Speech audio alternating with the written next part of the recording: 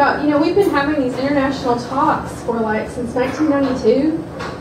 Isn't it right? I mean, you're starting the 18th climate talk. Right. Yeah. So they've just been generally ineffective, and so you know, a group of experts got together and just kind of analyzed this from a policy perspective and from a social science perspective, and their recommendations were that we've got to have a whole new paradigm shift on how we address the issue. And I think we've already kind of started that in our own community, because they were saying that it's got to be more local, it's got to be more regional. That's where the very integral changes that we need are going to happen. That's where they have to happen. And I think a lot of that has to do with because the different regions are going to be uniquely impacted. And we can't rely on just these international negotiations to get us out of this. We've got to start adaptation where we're at and helping each other. You know, this is a time when benevolence is going to be key, you know, because we're going to be facing more and more crises. It just seems to me if we had an occupied movement type of thing, that we'd have to have a unified message. And to me that message is, let's put a price on carbon. And let's gradually increase it so that people can make the adaptation and go to renewables.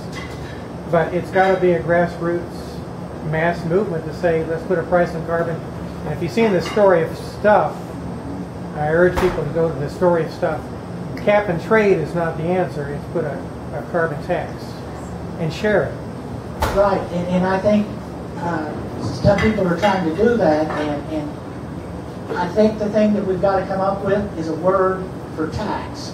You know, and we can call it carbon, anything besides tax. But I agree with you completely, and I think the message I'm trying to come across, and maybe not as clearly, is that if there is going to be any change, it's going to have to be grassroots, because we can't rely on governments, because it's just the few quotes like from the president of Russia or the G8 or all these people talk a lot about it, and like Joanna said, we've been doing climate talks for 18 years and have done nothing.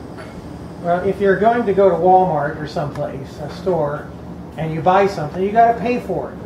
So let's call it a user fee on the sky. Yeah. Good one.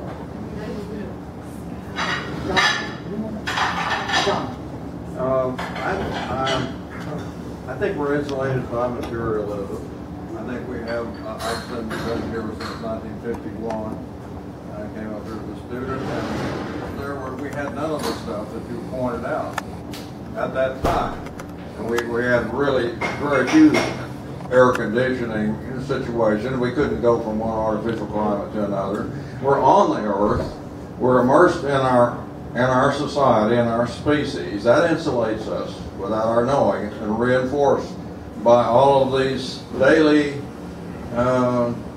entertainments, these conveniences and everything. We're on the earth, but we're not of it.